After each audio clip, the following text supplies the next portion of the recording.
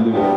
Bonjour à tous, nous demandons à ceux qui sont à l'extérieur de bien vouloir entrer. Le deuxième service donc va commencer. J'espère que vous allez bien, vous avez traversé cette semaine avec équilibre. Aujourd'hui, on vous parle d'équilibre. Un esprit sain dans un corps sain. S-A-I-N. On commence aujourd'hui aussi une période d'évangélisation sur la santé qui aura lieu que le samedi. On aura l'occasion de vous en dire plus dans un instant. S'il vous plaît, derrière, vous pouvez vous asseoir, le service commence. Ceux qui sont à l'extérieur sont priés d'entrer, le service commence. On fait preuve d'un peu d'autorité. Bien, on y va. Mathéa, on commence avec toi.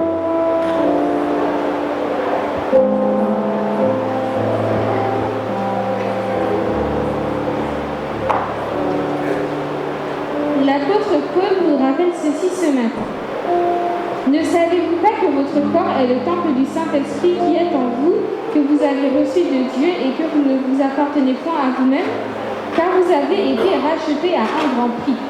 Il nous fait aussi cette invitation. Glorifiez donc Dieu dans votre corps et dans votre esprit qui appartiennent à Dieu. Sachez, chers frères, chères sœurs, que vous êtes les bienvenus ce matin. Ensemble, je vous invite à glorifier et à louer notre Seigneur. Nous allons louer notre Seigneur et surtout déposer à ses pieds nos fardeaux. Abandonnons-les à ses pieds et il fera le reste. Et nous nous sentirons beaucoup plus légers en sa présence. Je laisse à tes pieds.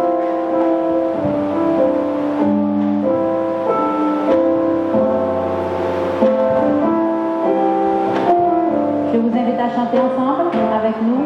Je laisse à tes pieds. Je laisse à tes pieds mes fardeaux. Devant toi je dépose tous mes soucis. Et chaque fois que je ne sais pas me diriger, j'abandonne à tes pieds mes fardeaux. Tu prends soin de moi.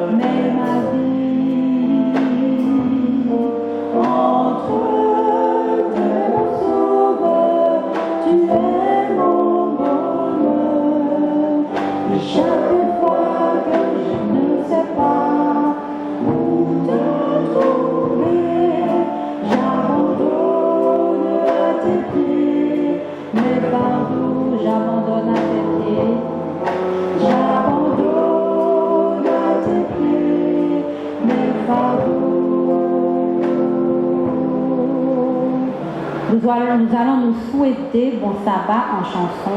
Vous avez certainement, plusieurs parmi nous, reçu ce petit refrain sur WhatsApp ou d'autres réseaux sociaux. Ça va nous aider à nous souhaiter une bonne journée de sabbat. Bon sabbat, bon sabbat. Ensemble. Bon sabbat, je te souhaite un bon sabbat. Que ce jour soit plein de bonheur, d'amour et de joie. Je te souhaite un bon sabbat. Et nous le reprenons. Bon sabbat, bon sabbat. Je te souhaite un bon sabbat. Que ce jour soit plein de bonheur, d'amour et de joie. Je te souhaite un bon sabbat. Voilà. Et le chant suivant, c'est un chant qui... On a vraiment besoin de votre aide. Nous avons besoin d'un écho pour proclamer l'amour de notre Dieu tout au long de nos jours. Et ceux qui vont l'entendre sauront que Dieu est un Dieu d'amour. Pour ce faire, Sandro, je commence ici et tu reprends. Voilà. Ça se dit comme ça. Sois un écho de son amour et de sa voix le long de tes jours. D'autres verront, d'autres sauront en entendant de l'écho le son.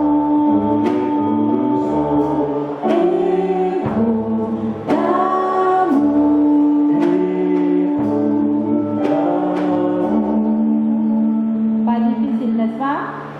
Bon, eh ben, je vous quitte. Je passe par là et Sandro vient par là. Et c'est vous qui commencez, hein? Pasteur Colostal, tu vas m'aider? Mais plus fort. On y va ici. Sois un écho de son amour et de sa voix le long de tes jours. D'autres verront, d'autres sauront en entendant de l'écho le son. Écho d'amour.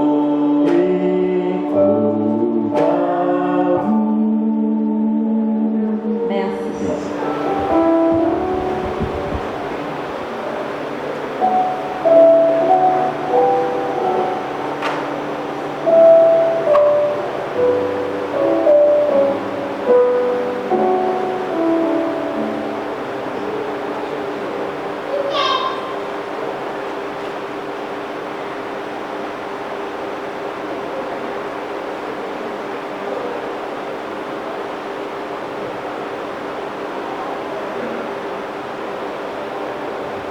Toi aussi, dans la vie, tu es toujours en train de courir. D'un côté, tu cours pour te maintenir en forme.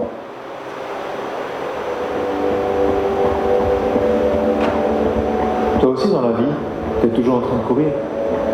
D'un côté, tu cours pour te maintenir en forme. De l'autre, tu t'investis chaque jour dans tes études et ton travail. Comme moi, en fait. Nos journées s'enchaînent sans s'arrêter. On profite de passer du temps avec nos amis, avec notre famille. Une vie bien remplie. Un esprit sain dans un corps sain. Excellent. Mais si nos journées se limitent à ça, on oublie un truc essentiel. Arrêtons de courir un moment et prenons du temps pour s'occuper d'une chose. Notre âme. Elle fait notre personnalité. Elle est unique, tout comme toi et moi, on est unique. On entend parfois dire que la prière est la respiration de l'âme. Et je crois que c'est vrai. Ton âme a besoin de respirer un peu. Sinon, au contraire, elle suffoque. Essaie de courir sans respirer, tu verras combien de temps tu tiens. Et prier, c'est simplement s'adresser à Dieu.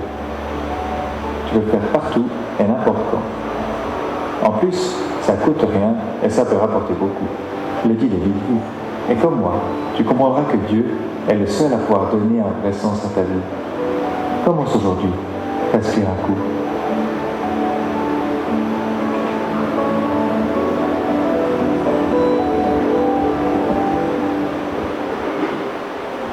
À l'issue de ces quelques paroles, je vous invite à vous prosterner. Nous allons respirer un coup. Prière personnelle pendant 1 minute et je ferai la suite. Prosternons-nous.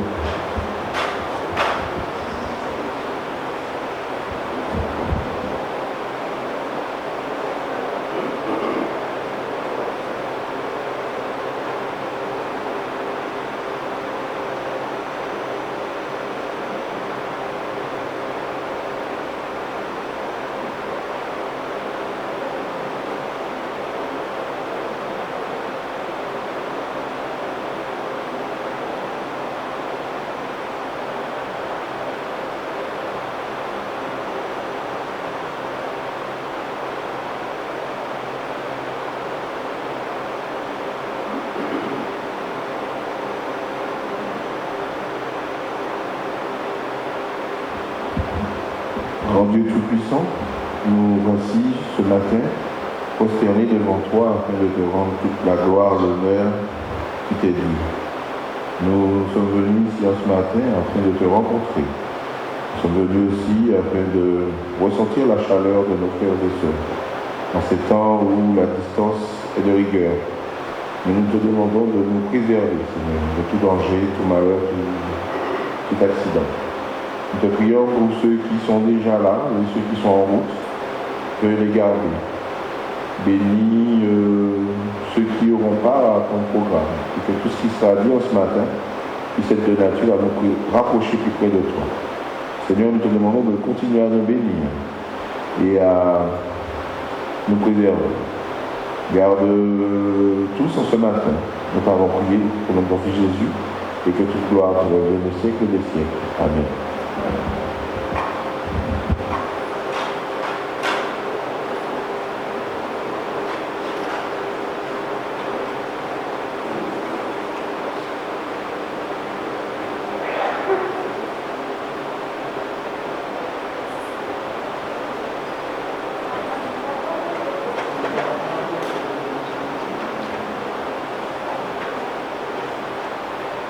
Le chant que je vais interpréter, frères et sœurs, nous avons composé délibérément et l'habitude de délibérer. Mais une chose est sûre, c'est que la parole de Dieu va au-delà du temps. L'appel de notre Dieu est toujours là, peu importe le jour, le moment, l'année. Car chaque jour, Jésus nous appelle, chaque jour notre Dieu attend que nous répondions à Dieu. Entends-tu la voix de Jésus qui t'appelle aujourd'hui? Maintenant viens à lui et ouvre-lui ta vie, car il faut lui dire. Pouvoir il a donné sa vie,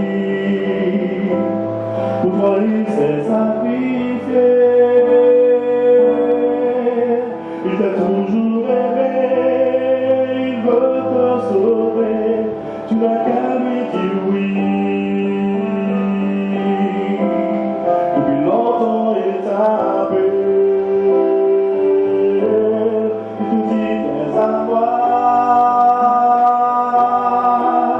Ne lui dis pas attends et ne lui dis pas non, dis-lui oui maintenant. Depuis longtemps il attend à la porte de ton cœur. Dis-lui oui maintenant, ne lui dis pas attends, tu auras le bonheur. Entends-tu la voix de Jésus qui t'appelle aujourd'hui? Depuis longtemps déjà, elle est venue vers toi, ne le repousse pas. Pour toi, il a donné sa vie, il t'a toujours aimé. Demain, où seras-tu? Demain, que feras-tu? Donne-lui ta vie. Depuis longtemps il t'appelle, il te dit viens à moi. Ne lui dis pas attends et ne lui dis pas non, dis-lui maintenant. Depuis longtemps il attend à la porte de ton cœur. Dis-lui maintenant, ne lui dis pas attends, tu auras le bonheur. Depuis longtemps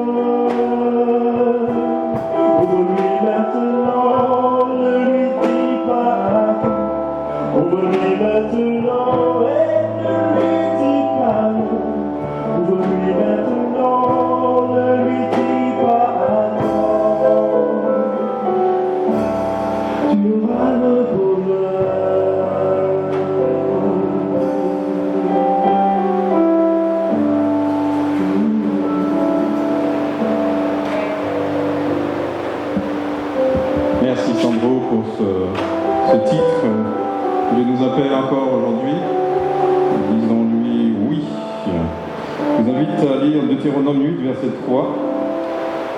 Deutéronome 8, verset 3 qui dit, ma version, après ces difficultés, après vous avoir fait souffrir de la faim, donc c'est Dieu qui parle à Israël, il vous a donné la manne, une nourriture inconnue de vous et de vos ancêtres.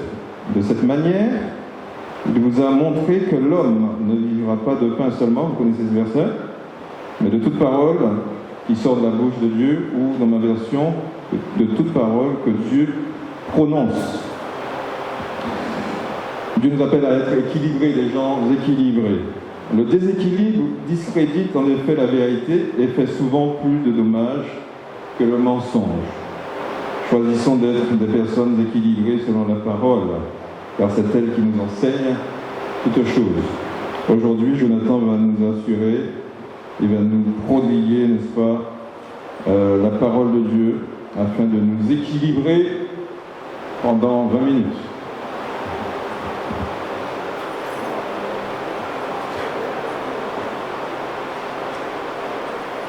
Bonjour à tous. Bonjour. Merci. Alors, j'ai une mauvaise nouvelle pour vous, c'est que j'ai tout donné lors du premier service, donc là... Alors, nous étudions plutôt depuis le début du trimestre la notion d'alliance de promesse. Et aujourd'hui, nous voyons un nouvel aspect de cette promesse, les enfants, le titre c'est « Les enfants de la promesse ». Alors, déjà, qu'est-ce que ça vous dit, les enfants de la promesse? Parce qu'on parle d'enfants et on met en contrepartie la promesse. Qu'est-ce qui vous vient à l'esprit? Alors, j'entends. Oui. Alors, vous entendez enfant, promesse, ça vous fait penser à quoi? Qui parle? Comment? La promesse? Oui, la promesse était faite auparavant, mais juste, la première chose, lorsqu'on parle de promesse, vous mettez enfant, vous mettez promesse. Oui, alors, ce ne sont pas de mauvaises réponses, mais sans encore rentrer dans Israël, le peuple de Dieu, tout ça. Oui, on oublie Abraham, on oublie l'espoir. C'est beaucoup plus simple, c'est séculier même. Alors, on parle d'enfants, on parle de promesses. On parle d'héritage. La première chose, c'est l'héritage, ok? Lorsqu'on parle d'enfants, lorsqu'on parle de promesses, on parle d'héritage, on va avoir la notion de fils et de fille, ok? Alors, le premier texte qu'on va considérer, pour aller vite, je vais lire, Genèse chapitre 15, à partir du verset 1er jusqu'à 3, c'est un texte qui faisait partie du texte de la leçon, enfin de la semaine. Après ces événements, l'Éternel s'adressa à Abraham dans une vision. Ne crains rien, Abraham lui dit l'Éternel, je suis ton bouclier protecteur, ta récompense sera très grande. Verset 2, Abraham répondit, Éternel Dieu, que me donnerais-tu? Je n'ai pas d'enfant et c'est Eliezer de Damas qui héritera tous mes biens.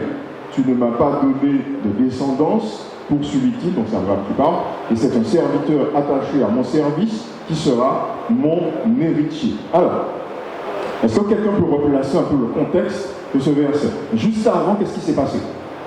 Est-ce que quelqu'un sait? Non, vous ne savez pas? Ok. Qui parle? Vous avez entendu quelque chose? Non? Ok. Oui. Non, mais toi, tu ne peux pas dire. C'est le pasteur de l'église. Tu connais. Non, mais vas-y. On t'écoute. Qu'est-ce qui s'est passé juste avant? Juste avant, comme on a déjà étudié, c'est que Dieu a... Rapproche le micro de ta bouche, on ne t'entend pas. Ok, Dieu a fait un appel, a fait une demande à Abraham, n'est-ce pas, de partir. Oui, ça c'était vraiment avant. Mais moi je veux savoir ce qui s'est passé le chapitre d'avant.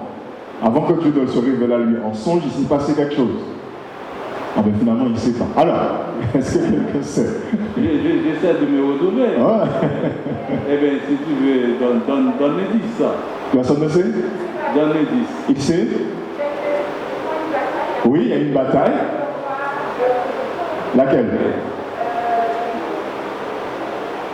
Personne ne sait? Ok. L'eau.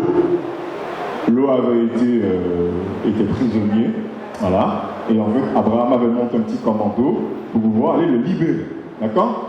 Donc on ne sait pas combien de temps il va se passer entre le moment où Abraham a mené cette expédition et le moment où Dieu se révèle à lui en songe, mais néanmoins, Dieu se révèle à lui en songe. Voilà, vous imaginez, vous êtes couché tranquillement, vous dormez un moment, un flash, et Dieu vous parle et il vous dit ne crains point, je suis ton bouclier protecteur. Quelle sera votre première réaction? Comment vous allez vous sentir? Alors, c'est un échange, c'est une discussion, c'est la leçon, c'est pas la prédication, on y va. Oui. Qui parle? Oui, très bien, super. Le micro arrive. Quelle serait votre première réaction? Alors, qui avait levé le main? Non, il n'y a personne? Vous nous avez donc trompé? Ok, pasteur. Audrey, on vient devant. Quelle serait votre première réaction? Vous dormez, et puis Dieu se révèle à vous en songe, et il vous dit, ne crains point, je suis ton bouclier protecteur. D'abord, mon esprit va se réveiller pour dire, mais c'est quoi alors c'était d'abord ma première réflexion, qu'est-ce que cela veut dire, et bouclier. Okay. Serait-ce une épée? C'est quoi? Alors, ce sont mes premières réflexions au sujet du vocable du mot bouclier. Et quand j'ai cherché à comprendre la signification, alors je me positionnerai au sujet de ça. Alors moi, je dors, je me réveille parce que j'ai eu un songe. Je ne dis pas tout ça. Ok? La première chose qui devrait nous interpeller, c'est que Dieu lui dit, ne crains point. Alors effectivement, on pense à bouclier, ok, c'est vrai. On va se dire, bon ben Dieu est notre bouclier, mais quand même, Dieu dit avant, ne crains point. Ça par contre, ça m'aurait un petit peu embêté. Je me pose la question, c'est quoi? Il n'y a pas de souci. Ça me dérangerait, ok, de cette notion de ne crains point. Pourquoi ça dérange? Ça, oui, selon moi. Excuse-moi. Abraham revient d'une bataille. Et bon, tu as dit qu'il a pris sommeil. Et Dieu lui rappelle qu'il y aura d'autres batailles dans sa vie. Très bien. Ce n'est pas la première ni la dernière. Pour réaliser le plan qu'il a décidé qu'il veut faire avec l'alliance qu'il veut faire avec lui, il y aura des batailles. La première chose, il dit, je serai ton bouclier. Très bien. Il faut voir à l'époque à quoi ça servait un bouclier. On y arrive. Et ce bouclier ne sera pas seulement physique, mais il sera aussi spirituel, mental, On y arrive. tous les aspects de sa vie. Et il lui dit, ne crains point. Pourquoi il lui dit ne crains point? Parce que c'est lui qui est le bouclier. Oui, bien sûr. Bien sûr. Alors, il y a un élément intéressant qu'on va considérer tout à l'heure, mais cette notion de ne crains point m'a fait penser à l'attitude de Pierre, quand Jésus va lui dire, Pierre, m'aimes-tu? Et Pierre, pour lui, c'est normal et logique, il dit, mais en fait, Seigneur, tu sais que je t'aime, quoi. Et Jésus va insister 3 fois, pour au final lui dire, écoute, tu vas me renier 3 fois. Qu'est-ce qui va se passer ensuite? Bon, effectivement, Pierre va renier Jésus 3 fois. Souvent, lorsque Dieu cherche à nous avertir, on a tendance un peu à mettre l'avertissement de côté pour se réfugier dans les promesses. Ok? Et c'est bien. Ok? Là, c'est bien d'avoir le réflexe de s'appuyer sur la promesse. Par contre, ça n'enlève pas la réalité de ce que nous allons traverser, de ce que nous allons vivre. Et on arrive à cette notion de bouclier. Un bouclier, ça sert à quoi? Ça sert à protéger, d'accord? Le bouclier intervient dans quel contexte? Dans quel contexte? La guerre. Ok? La guerre. Lorsqu'on parle de guerre ou de conflit, il n'y a pas de problème. On a une vision un petit peu plus générale. Ensuite, si on doit préciser, vous avez la guerre, mais vous avez de manière un peu plus précise le combat. Et de manière encore plus précise, l'affrontement. Et donc, en donnant ces 3 mots, on est passé d'une vision un petit peu plus générale à, du coup, la vision du corps à corps. Donc en fait, le combat n'est pas simplement général. On va considérer, ou on a l'habitude de considérer que, en tant que chrétien, nous avons des luttes à mener, mais ce n'est pas simplement ça. J'ai une lutte à mener. J'ai un combat, en fait, à livrer. Et Dieu ne m'a pas menti. Il m'a dit, écoute, ne crains point parce que je suis ton bouclier protecteur. Ensuite, Dieu va dire à Abraham, ta récompense sera grande ou sera très grande. Abraham va répondre avec une vision toute humaine, puisqu'il va dire qu'il n'a pas de quoi. Il n'a pas de quoi. Il n'a pas de descendance. Dieu lui présente, dans la première partie du discours, une situation où il va devoir mener un combat, et la réponse d'Abraham, c'est de dire « Je n'ai pas de descendance ». Qu'est-ce qu'il est en train de suggérer à Dieu, du coup? Qu'est-ce qu'il est en train de suggérer à Dieu? De se rappeler de la promesse qu'il a faite, oui, mais encore. Mais encore. En quoi le fait d'avoir une descendance va l'aider à affronter les combats qu'il aura à mener?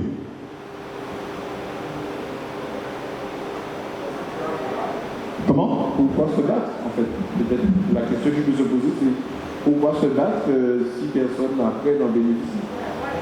Oui, il y a cet aspect-là, effectivement. Pourquoi on va se battre si effectivement, du coup, il n'y a pas de bénéficiaire, donc la promesse n'est pas accomplie.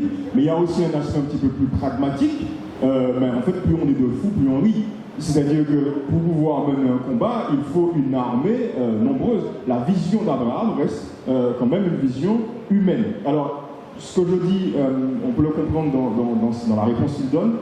Il dit, je n'ai pas d'enfant. Non seulement il dit, je n'ai pas d'enfant, il précise, c'est Eliezer de Damas, donc qui est son serviteur, qui héritera de tous mes biens. Alors, si on lit le texte ou la phrase en hébreu, on va s'apercevoir que le mot Damas, il se dit en hébreu Damesek, il ressemble à un mot qui veut dire Ben Mesek, qui veut dire fils de possession. Donc en fait, Abraham, plutôt, excusez-moi. Abraham est en train de faire un jeu de mots en disant à Dieu, écoute, tu m'as promis une descendance que je n'ai pas, mais apparemment ce sera Eliezer qui sera du coup le fils de la possession, donc en fait qui va hériter de cette promesse. Simplement pour dire à Dieu, mais en fait apparemment tu me présentes des difficultés, mais le moyen de surmonter cette difficulté-là, pour le moment, je ne la vois pas. Nous avons considéré la semaine dernière la notion d'alliance, de contrat, une comparaison qui a été faite entre un contrat normal, qui est dit bipartie, entre deux parties, où chacune des parties plutôt va présenter ses conditions, il y a une négociation qui va s'engager, et puis la notion de contrat, d'alliance avec Dieu, elle est différente puisqu'elle est unilatérale. Ça veut dire quoi unilatérale? Ça veut dire en fait que c'est Dieu qui pose les conditions du contrat. Je n'ai rien à dire. C'est soit je signe, soit je ne signe pas, soit j'accepte, soit je n'accepte pas.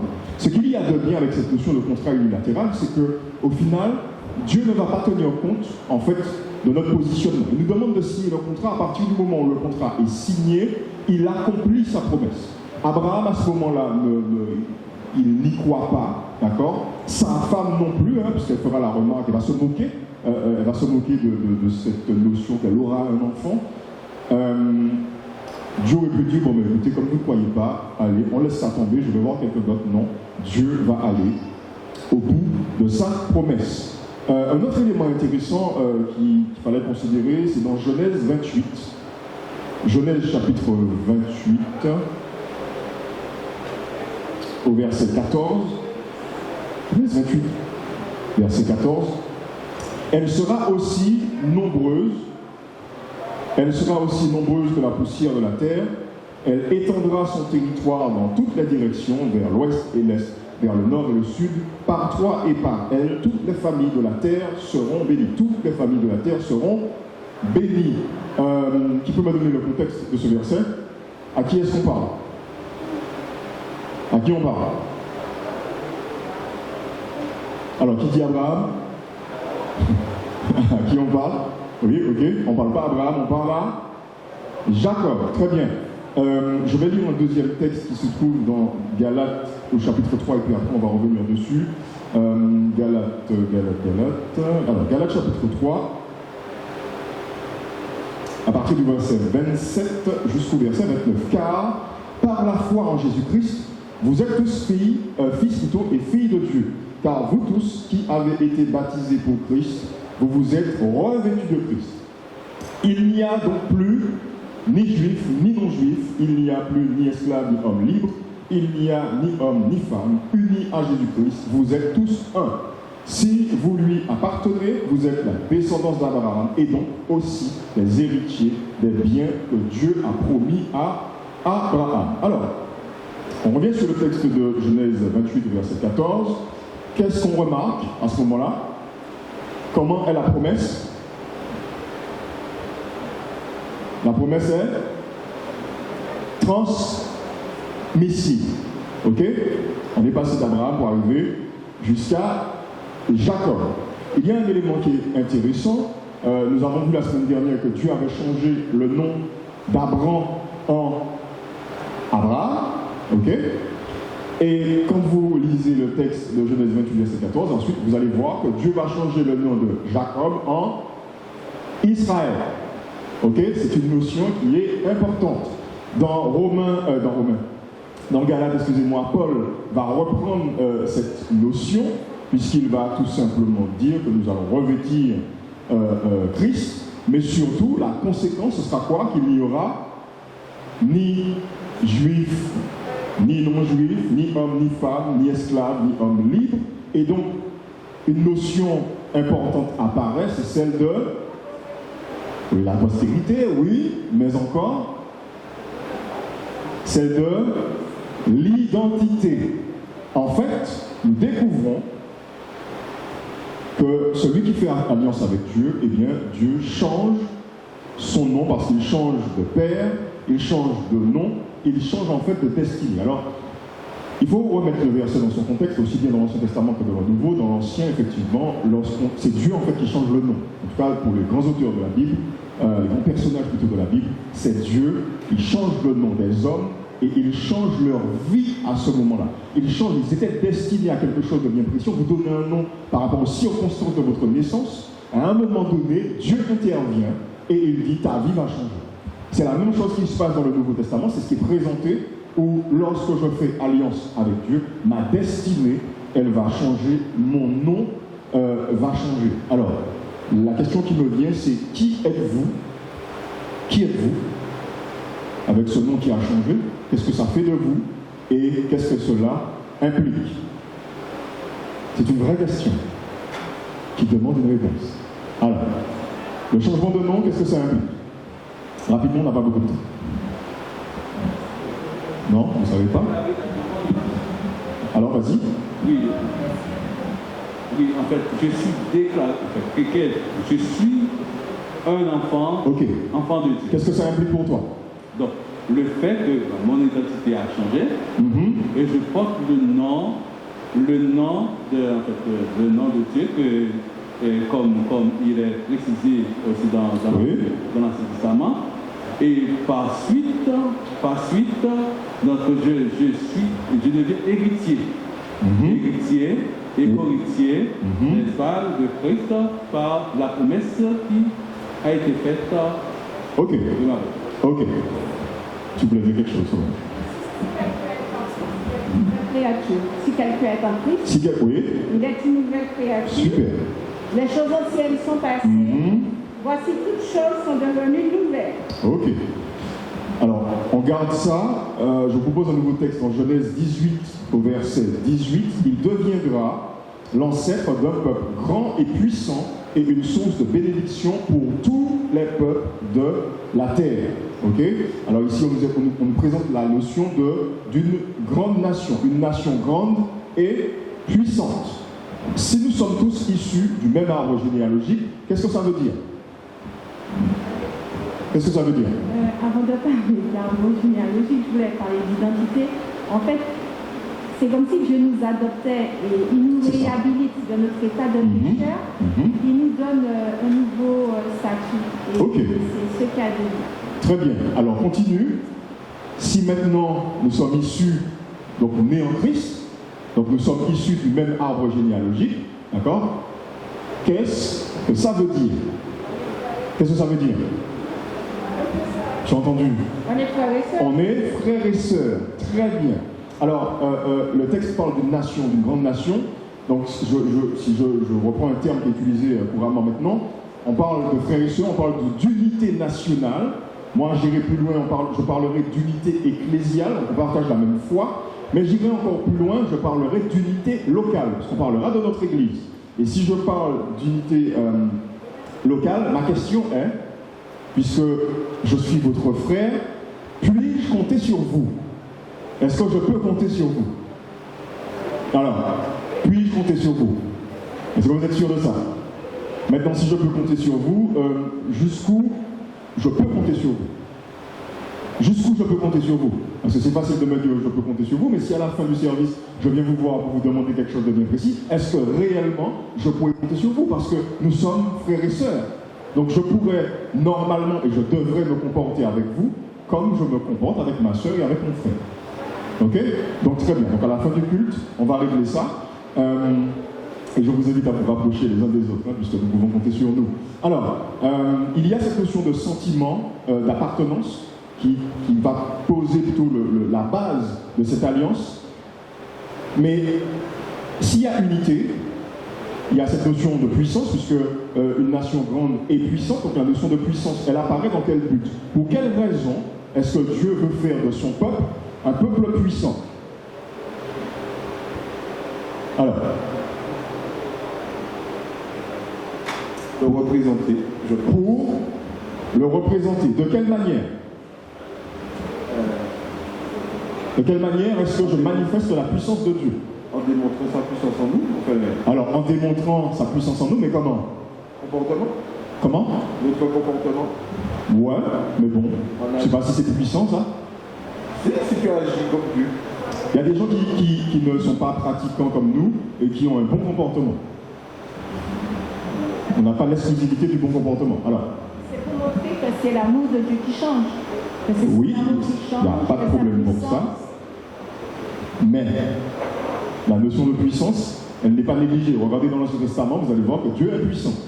Okay? Il mène de vraies batailles avec une vraie démonstration de puissance. Et vous allez lire chez vous, parce que le temps est arrivé, Actes chapitre 2 au verset 43 et 2 Timothée 1 au verset 7, où en fait vous allez voir que les apôtres, ils vont manifester de manière puissante Dieu. En faisant quoi? En faisant quoi? Une sœur qui a dit, voilà, en faisant des miracles. D'accord? C'est-à-dire que le monde, et c'est ce qui est dit dans Ésaïe 56, verset 7 à 8, Dieu a un objectif qui est simple, c'est celui de rassembler. C'est pas simplement de montrer sa puissance pour faire un étalage de sa puissance, mais Dieu veut rassembler tous les hommes autour de lui. Dieu veut en fait sauver tout le monde. Dieu veut ramener les créatures vers le Créateur. Et pour ça, en fait, il a besoin de nous, en tout cas il a choisi de nous utiliser pour manifester la puissance de Dieu dans la vie de tout un chacun. C'est-à-dire que je devrais être capable d'intervenir de manière puissante, peu importe comment vous l'exprimez, mais de manière puissante dans la vie de tout un chacun, afin de manifester, afin de faire irruption dans la vie des hommes, afin que Dieu plutôt fasse irruption dans la vie des autres. Il y a une question, est-ce que nous sommes des héritiers, puisque nous l'avons vu? Est-ce que nous sommes des héritiers passifs? Je suis un enfant de Dieu, et puis c'est bon, je m'arrête là, je viens à l'église et ça me suffit. Ou est-ce que je suis un enfant de Dieu, un héritier plutôt actif? C'est-à-dire que je manifeste, je m'intéresse à la vie de l'autre et je fais une intervention dans sa vie pour qu'il puisse savoir que Dieu est vivant et que Dieu existe. C'est une question que je vous laisse. Le temps est arrivé sur l'encore. Je ne pouvais pas te laisser parler. Je vous souhaite un bon sabbat.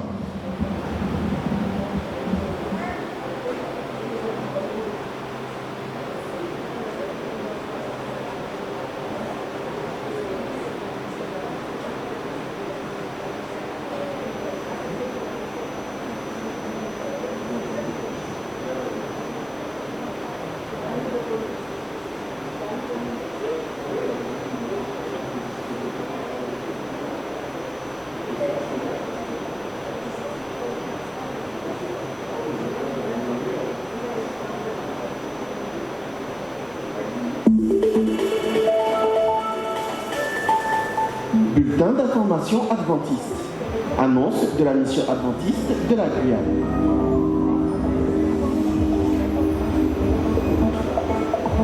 Administration. Un grand merci à tous ceux et celles qui ont épaulé l'équipe pastorale pour le Mayuri de lundi dernier à Kinel. Vous avez fait preuve de sérieux et de détermination pour rendre notre site propre et nous remercions Dieu pour le travail accompli. Par ailleurs, il reste encore beaucoup à faire. C'est pourquoi, pour garder le tempo et notre esprit d'équipe, nous vous proposons la date du jeudi 13 mai, jour férié, pour l'édition numéro 2. Ceux qui étaient absents le lundi 26 ont raté une belle journée de fraternité. Cependant, le jeudi 13 mai, de 7h à midi, vous pouvez vous rattraper à vos balais, râteaux et débroussailleuses avec fil et lame, dans l'attente de vous revoir à Kenya.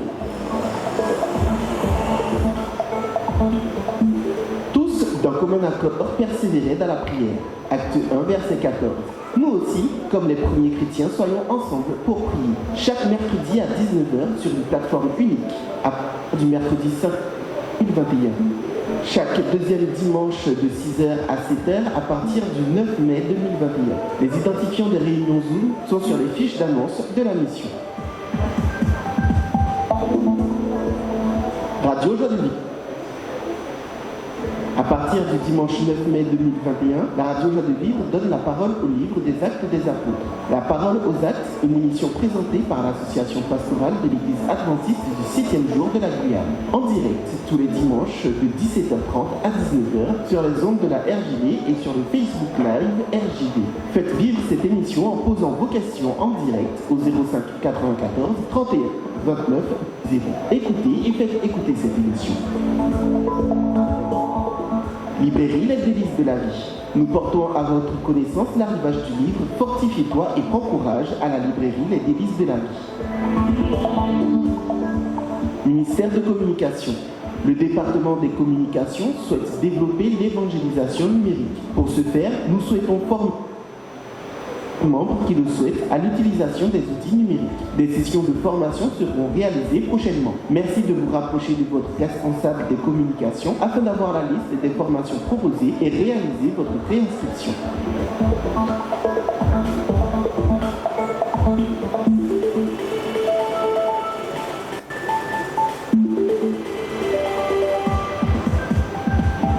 Ce sera tout pour les annonces de la mission adventiste de la Guyane.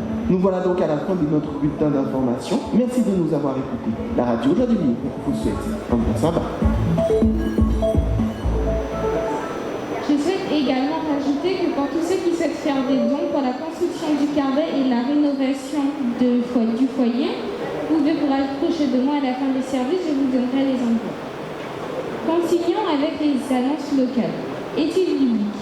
Elle se poursuit cet après-midi de 16h30 à 17h30. Évangélisation.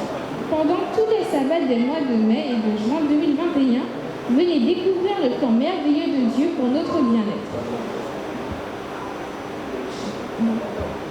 Bon sabbat à tous.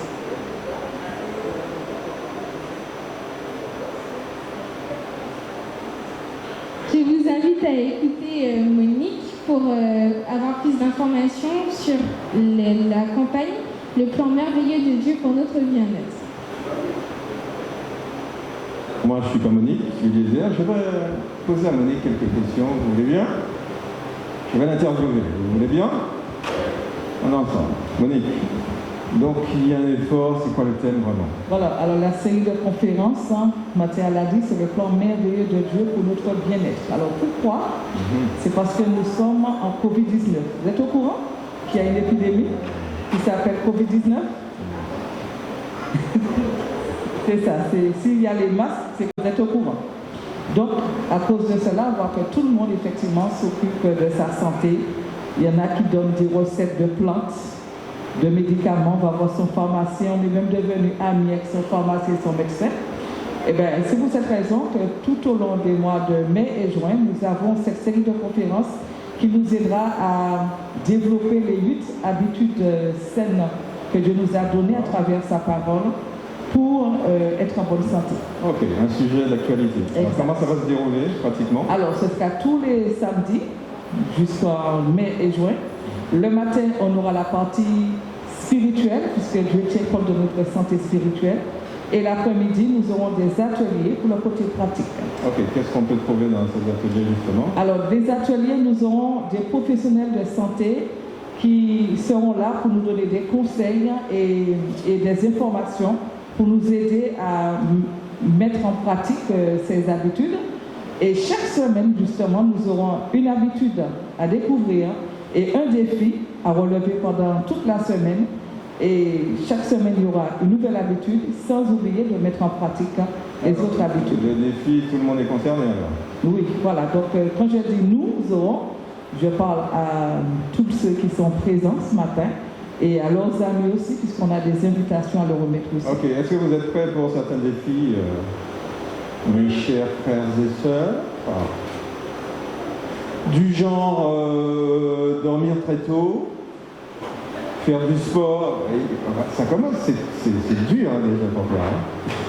Faire de la marche, manger sainement. Solange est avec nous, hein. il faut elle est dans la partie. Des ateliers. Donc c'est elle qui va s'occuper des ateliers. Avec d'autres professionnels de santé. Bon, en tout cas, ça nous engage tous. Et en tout cas, il y a un côté positif dans cela, c'est qu'on fera ces défis ensemble. Donc on peut s'encourager, n'est-ce pas? Et monsieur, pour perdre du ventre, etc. On peut s'encourager. Très bien. Comment?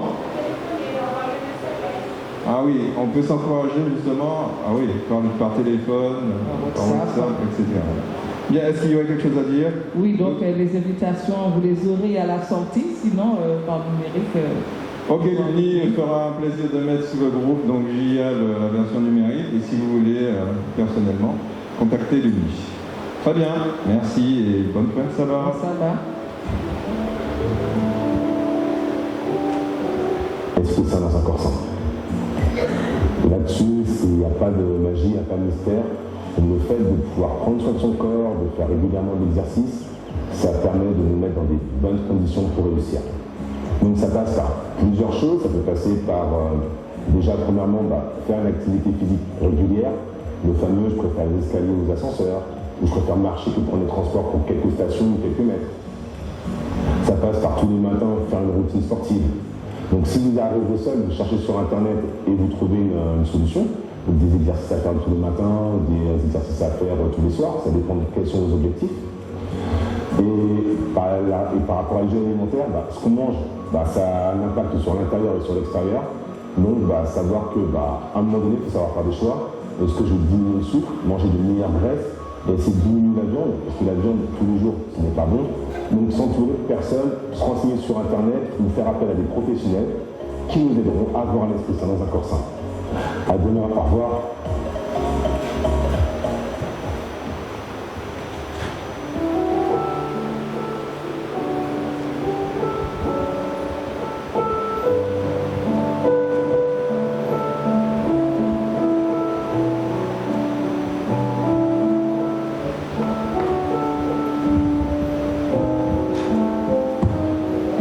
Cette deuxième partie que nous commençons sans plus tarder et je vous invite pour le faire à vous tenir debout et nous allons accueillir les officiers.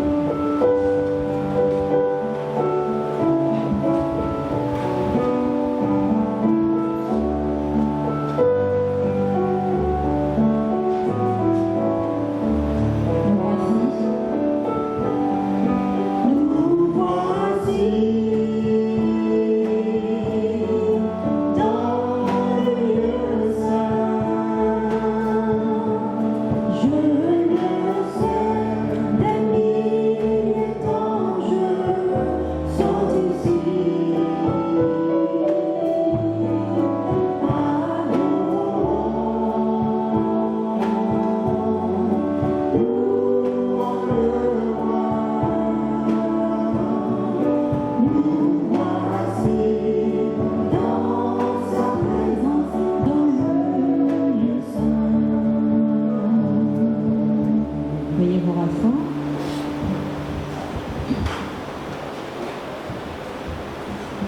Le privilège nous est accordé d'être ici en ce matin, jour de sabbat, béni de l'Éternel, mis à part pour chacun d'entre nous. Et nous devrions nous rappeler que notre Dieu est tout-puissant et qu'il tient le monde entier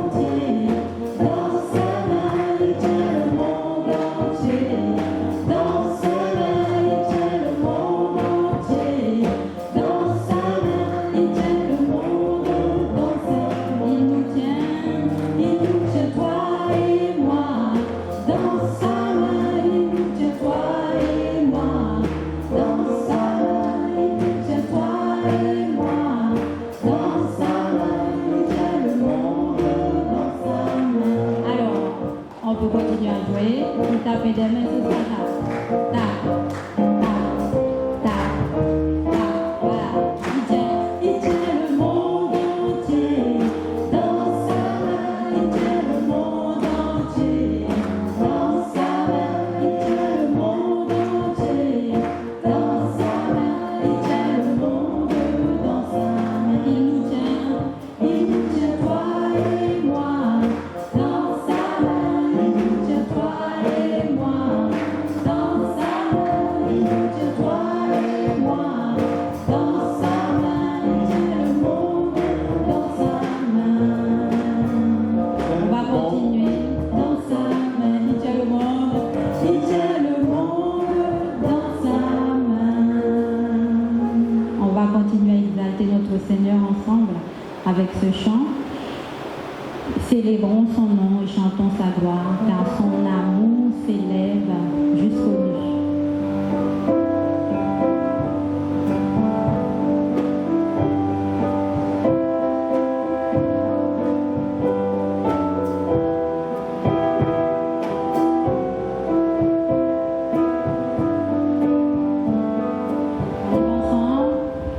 Je t'exalterai, Seigneur, parmi toutes les nations.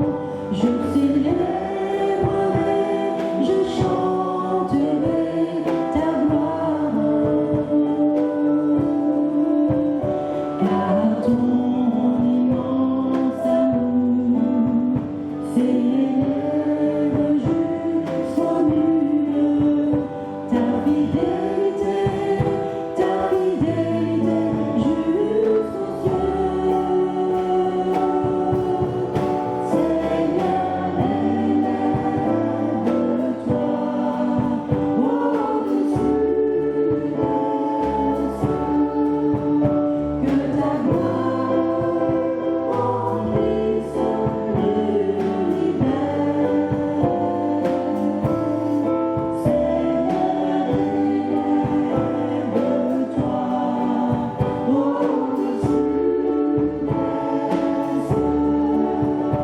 Que ta gloire remplisse l'univers. Je t'exalterai, Seigneur, nous reprenons. Je t'exalterai, Seigneur, parmi toutes les nations. Je célébrerai, je chanterai ta gloire, car ton immense amour s'élève jusqu'aux nues. Ta fidélité jusqu'aux cieux. Seigneur, élève-toi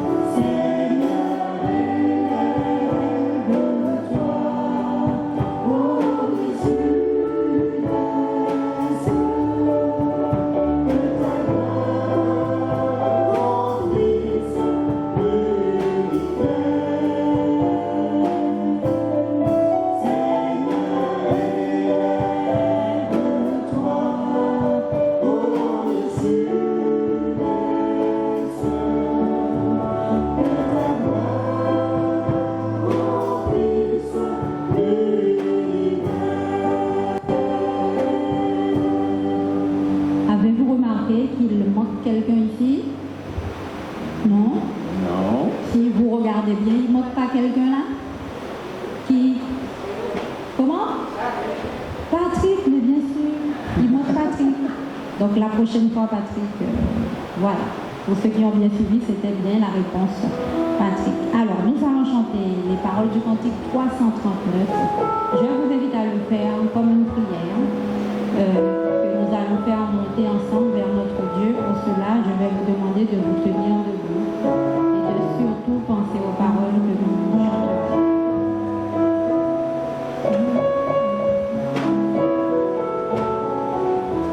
Ensemble. Mon sauveur, mon divin maître, pour toujours je suis à toi. Tu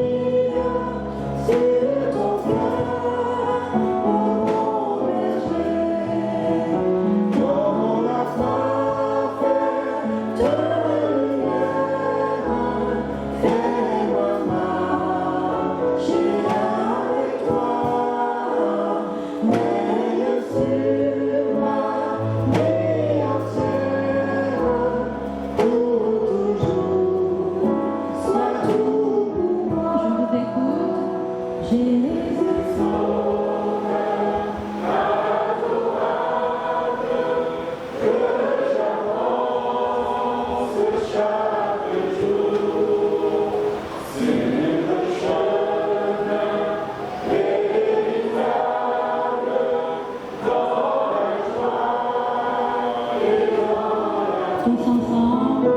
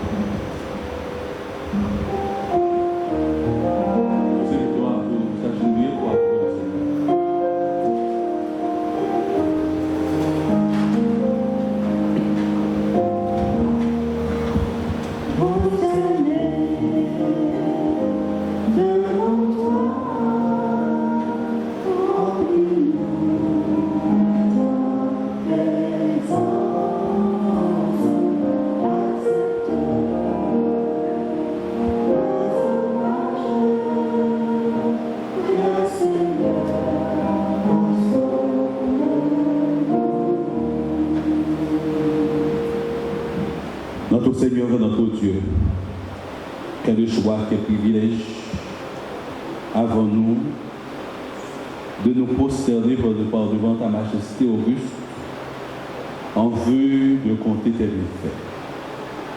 Nous reconnaissons autant de Père Céleste qui tu es et ce que tu as fait de nous à travers ta sainte parole et par Jésus-Christ lequel a donné sa vie sur la croix pour nous sauver du péché et faire de nous aujourd'hui ce que nous sommes. Alors que tu nous as rassemblés, Seigneur, dans ta maison, encore une fois en ce jour, béni, nous te supplions dans ta grâce et dans ton amour de nous pardonner des péchés. Car nous reconnaissons, Seigneur, t'avoir offensé, ainsi que nos semblables, par nos paroles, nos actions, volontaires et involontaires.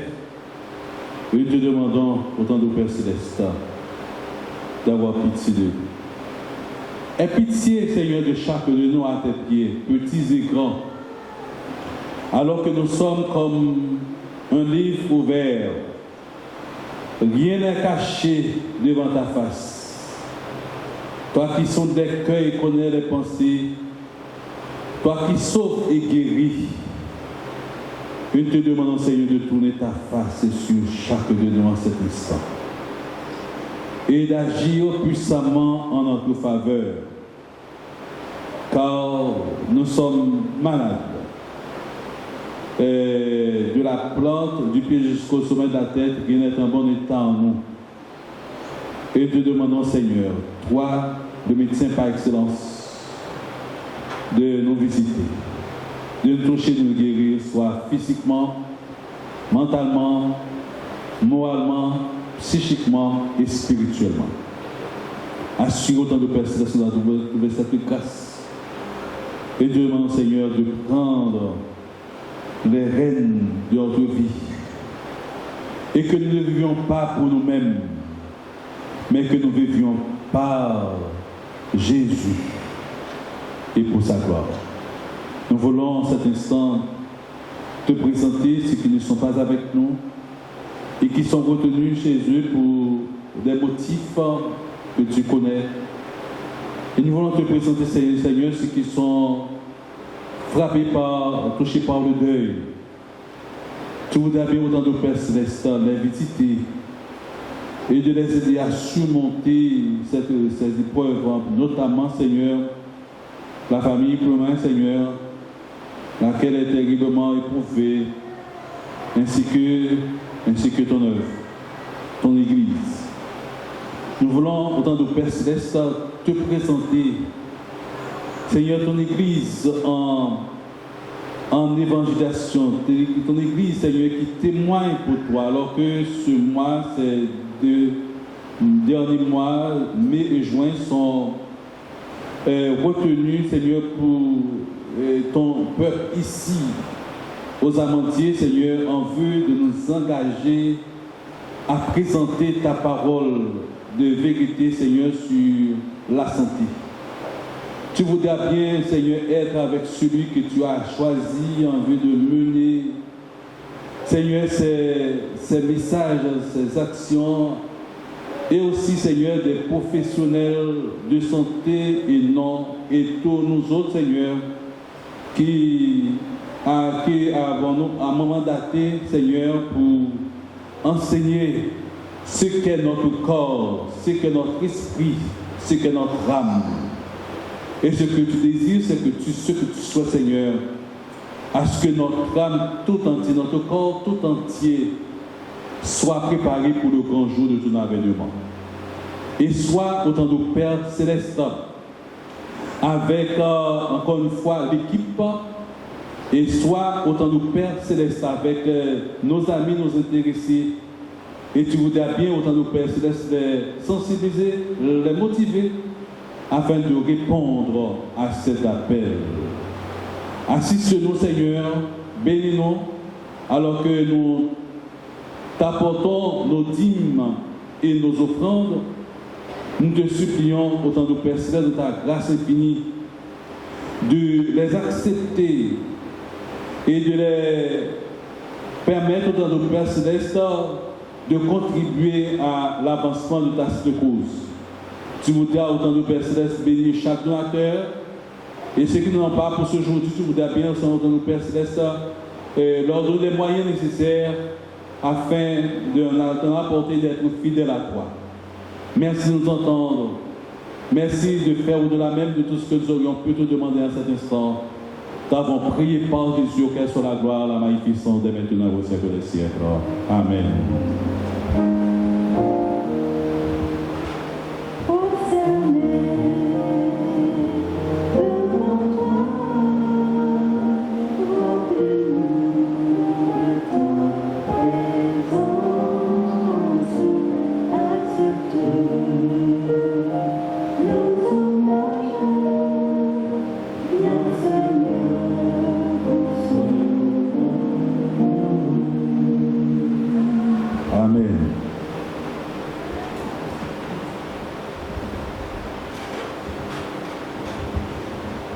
Service de fidélité.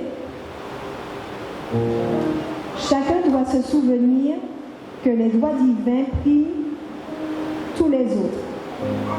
Le Seigneur nous comble de ses bienfaits et selon le contrat qu'il a passé avec l'homme, la 10e partie de son revenu doit lui être restituée. Il a fait de nous ses économes et au sujet de la 10e partie des biens qu'il nous a confiés, il dit: elle m'appartient. Nous devons donc lui rendre cette 10e partie. C'est le Christ qui a présidé à cet arrangement. Nous avons lu dans Témoignages, volume 3, la page 38. René et frère Félix passeront dans les rangs ramasser les dîmes et les offrandes.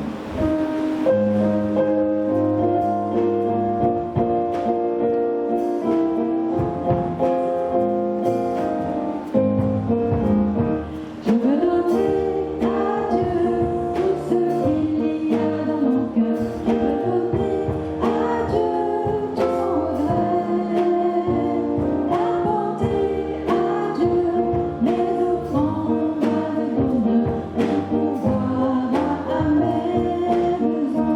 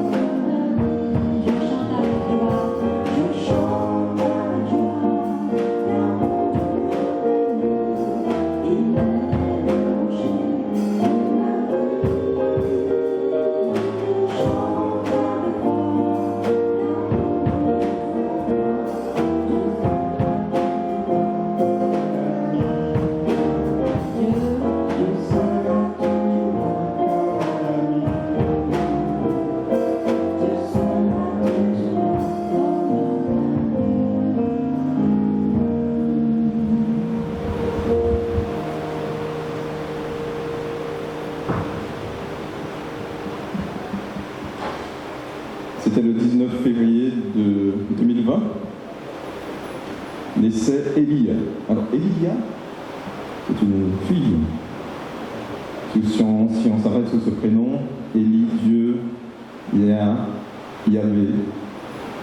Donc les parents, vraiment, a priori pour eux, Dieu, n'est-ce pas, est dans leur vie et appeler leur fille à chaque fois de se rappeler que Dieu existe. Amen. Je vais demander à donc Robert Henry et à Leslie Champessin de venir.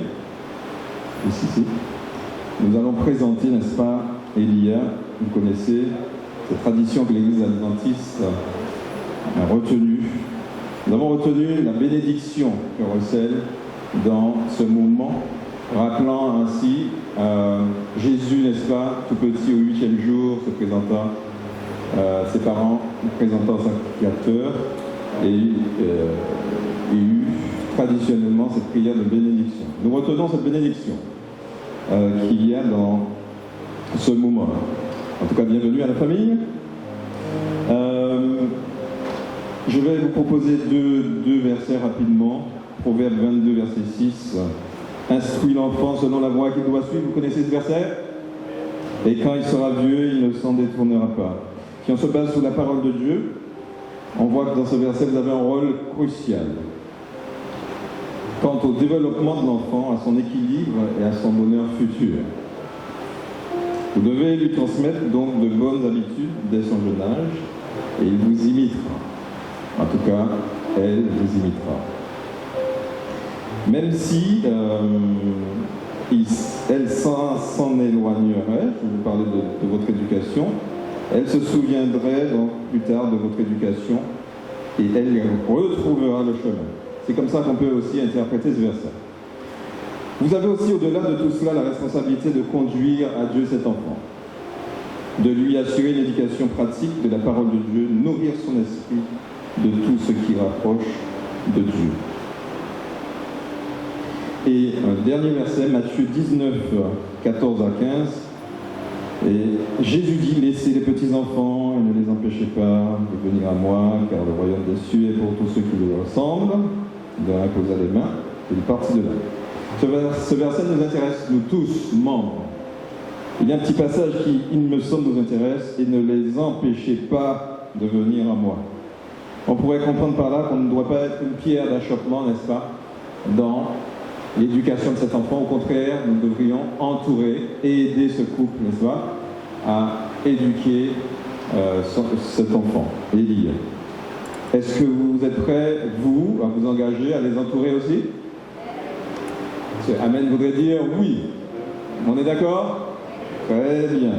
Donc vous avez vu que même nous sommes prêts pour cela, donc je vous encourage, puisque c'est une décision assez ardue et soutenue, et toute la vie, n'est-ce pas?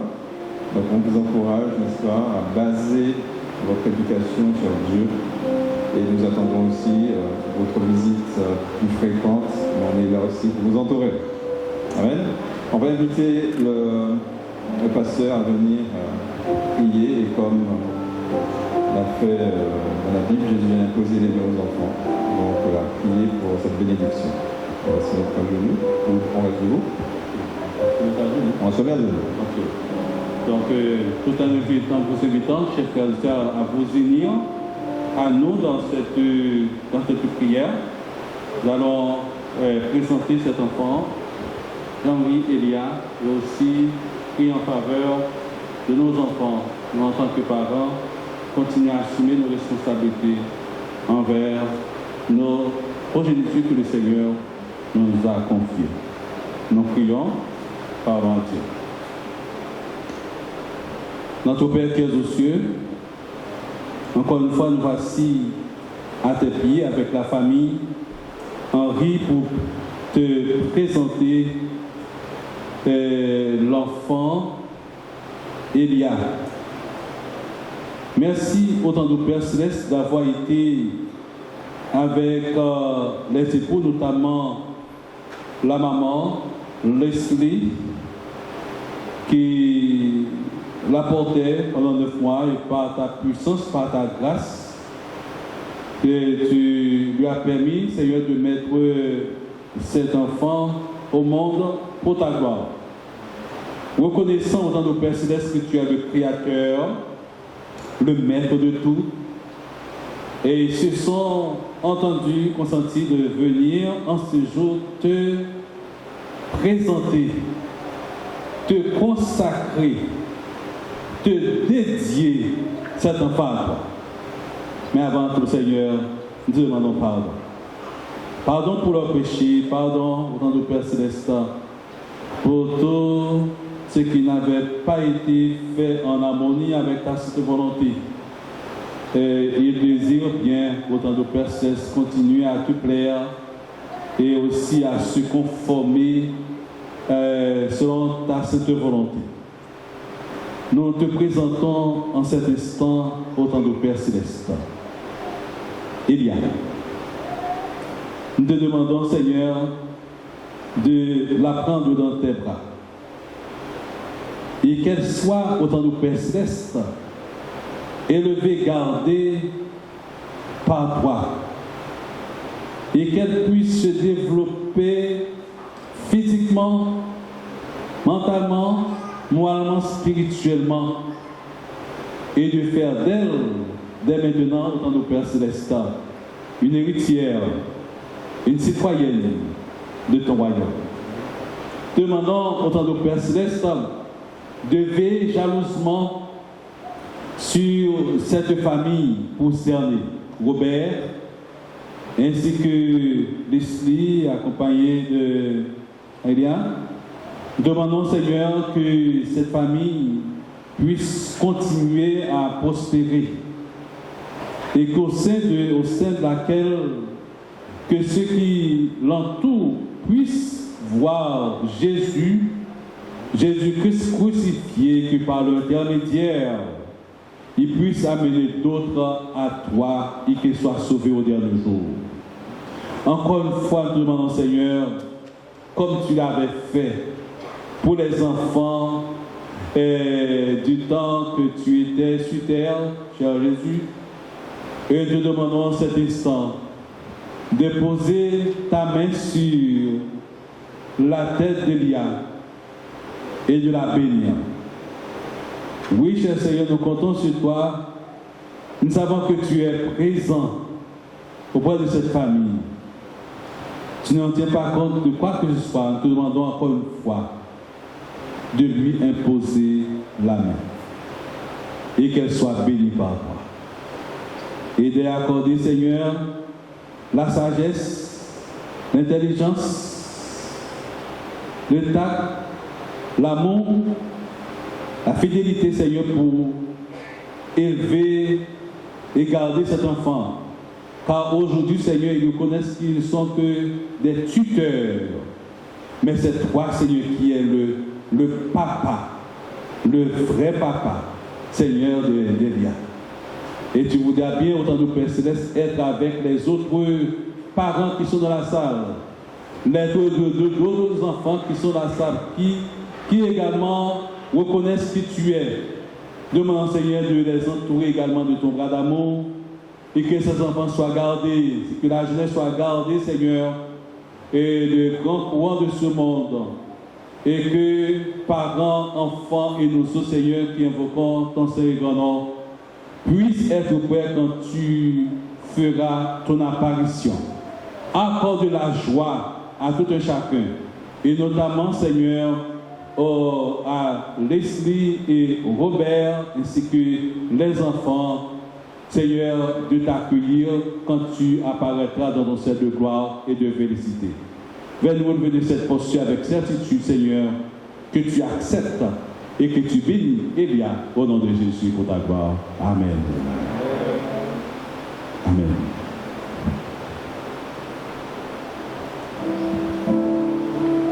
Donc l'Église souhaite vous accueillir avec un geste simple de bienvenue. Et il y a déjà reçoit un cadeau. Donc on va demander à Ludovic de venir ici. Est-ce que tu veux ton cadeau? Oui.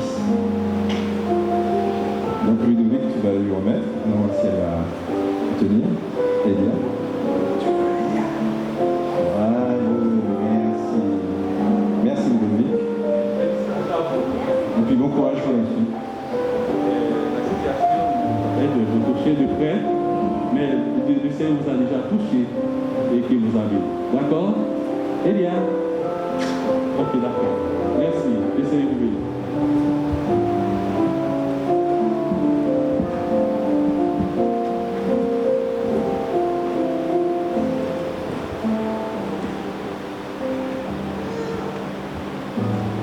Voilà, nous sommes contents d'avoir partagé ce petit moment avec Leslie, Robert. C'est bien ça, hein, Robert? D'accord, voilà. Donc bienvenue à vous en tout cas en ce jour. Bienvenue à Colette également que j'ai vue à l'étage. Content de te voir avec ta petite fille. Je crois que c'est... Voilà. Bon, je suis content de vous voir tous également. Il y a des visages que je ne connais pas ici. Bienvenue à vous. Alors, vous avez entendu Monique Eliezer dans les annonces parler d'évangélisation. Vous savez, la situation dans laquelle nous sommes met l'Église au défi de continuer à remplir sa mission. Et l'une de ces missions, c'est l'évangélisation. Ça veut dire partager le beau message, la bonne nouvelle de l'Évangile, du salut en Jésus-Christ, n'est-ce pas? Nous n'avons pas voulu capituler devant la situation. Merci beaucoup, Eliezer. Et nous avons voulu quand même vous donner la possibilité, vous accompagner dans le fait de partager ensemble, en communauté, l'évangile avec vos amis, avec vos voisins, avec les personnes que vous connaissez. Donc c'est pour cela que la forme que nous adoptons pour cette année, ça sera un peu light, d'accord, le sabbat matin et le sabbat après-midi. Alors le sabbat matin, nous aurons un sujet que votre serviteur va vous proposer. Le sabbat après-midi, donc il y aura donc des interventions faites par des spécialistes de la santé, n'est-ce pas? Alors moi-même, je ne suis pas spécialiste de la santé, mais il y a 3 semaines de cela, Solange Lallier, qui chapeautait le programme de santé, avait utilisé un mot, un nom, qu'on appelle missionnaire médical, d'accord? Alors missionnaire médical, elle nous avait dit que vous étiez tous en fait des missionnaires médicaux, même si vous n'êtes pas des médecins, même si vous n'êtes pas des infirmiers, des psychologues, tout ce que vous voulez, mais parce que en fait, votre conviction liée à l'acceptation du message de santé de l'Église adventiste vous permet de le partager avec les autres. Et c'est ce dont on va parler ce matin. Alors je vous invite à partager avec moi un moment de réflexion intitulé « Un esprit saint dans un corps saint ». Et pas seulement un esprit saint dans un corps saint. Vous avez compris le jeu de mots? Ça va? Bon, alors, un esprit saint dans un corps saint au départ, donc vous avez vu, il y a le T à la fin, alors que dans la phrase du bas, il n'y a pas de T, donc c'est 2 sens différents. Alors, cette phrase en bas, un esprit saint dans un corps saint, vous la connaissez tout simplement, c'est dire et affirmer que le corps et l'esprit, en fait, sont liés, et que la santé, elle est totale, en fait. La santé n'est pas séparée. Ça veut dire que votre pensée, votre conscience, son état de santé dépend également ou est en interdépendance avec l'état de santé de votre corps. Bien. Mais moi, je rajoute un T dans cette phrase à chaque mot saint parce que l'Église adventiste, dans son message lié à la santé, va lui donner une dimension religieuse, une dimension spirituelle, d'accord, une dimension liée à notre relation, à notre adoration vis-à-vis de Dieu. Alors, très tôt, dans l'histoire de l'Église adventiste a pris naissance officiellement et s'est organisée en Église en 1863. Et dès 1863, juste après, tout de suite, les pionniers de l'Église adventiste ont dit que le message adventiste doit aussi inclure un message lié à la santé. D'accord? Et ça, c'était très, très, très novateur, très pionnier pour l'époque. Alors, par exemple, lorsque vous devenez adventiste du 7e jour, si vous avez été baptisé en tant qu'adventiste du 7e jour, vous avez prononcé ici même vos vœux baptismaux. Et dans votre engagement baptismal, il y a au vœu numéro 10 une mention que vous avez acceptée disant « Je m'engage à m'abstenir d'alcool, de stupéfiants, de narcotiques et de viande impure à la consommation. » Vous voyez, donc il y a vraiment au cœur du message, il y a toute une doctrine également de l'Église adventiste liée à ce message de la santé. Alors, trop souvent, malheureusement, l'Église adventiste, dans son approche, est vue, en tout cas de l'extérieur, peut-être à cause de nous aussi, d'une certaine manière, comme étant légaliste. Nous sommes qualifiés de légalistes en disant que mais nous faisons tout cela parce que nous espérons acquérir le salut en faisant cela. Et si nous y arrivons, nous obtiendrons le salut. Bon, ça, c'est nos frères de l'extérieur qui disent ça. Mais est-ce que c'est cela que l'Église adventiste prêche? Pas du tout, donc je vous propose de réfléchir quelques instants sur cet aspect. Par exemple, l'apôtre Paul, dans Romains 14, alors nous allons refermer le sujet sur juste un point lié à la nourriture, c'est pour illustrer, parce que c'est le plus facile à illustrer là aujourd'hui ce matin, mais on pourrait ouvrir cette réflexion à tous les aspects liés à notre santé. Alors, l'apôtre Paul, dans le royaume de Dieu, ce n'est pas le manger et le boire. D'accord? Donc, arriver au ciel et obtenir l'accès au ciel, au salut, à la vie éternelle, ce n'est pas parce que nous mangeons ou nous ne mangeons pas. Ça n'a rien à voir. Ok? Et il rajoute l'apôtre Paul en disant parce que finalement, l'accès à la vie éternelle, l'accès au salut, l'accès au ciel, à la présence de Dieu pour l'éternité, c'est une grâce. C'est ce qu'il dit, c'est par grâce que vous êtes sauvés. Alors une grâce, c'est quoi? C'est tout simplement l'initiative de Dieu, parce qu'il nous aime. C'est son initiative personnelle, il n'a rien à voir dans ça. Il nous accorde le salut, il nous le met à notre disposition.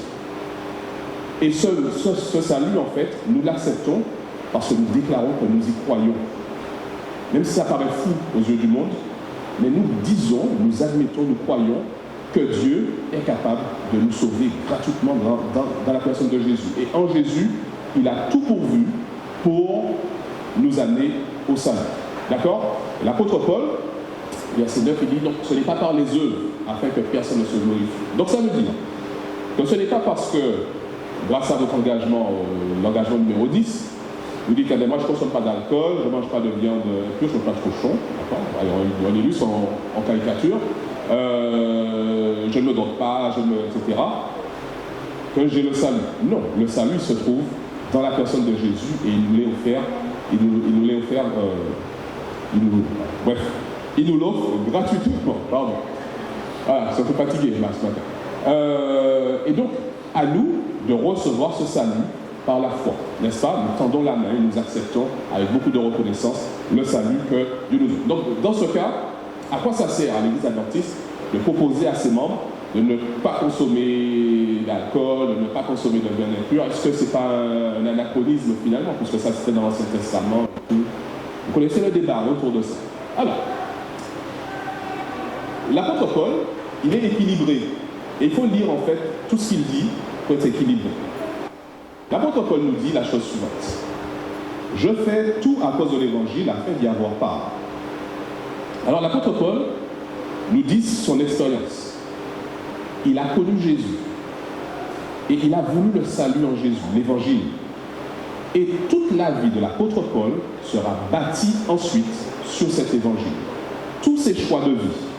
Lorsque l'apôtre Paul renonce à sa position sociale, lorsqu'il renonce à son confort personnel, lorsqu'il décide de parcourir le monde entier pour pouvoir prêcher l'évangile, lorsqu'il accepte la persécution, et même lorsqu'il accepte l'approche de la mort, il dit qu'il fait tout cela parce qu'il veut avoir part à l'évangile, le salut que Jésus offre. N'est-ce pas?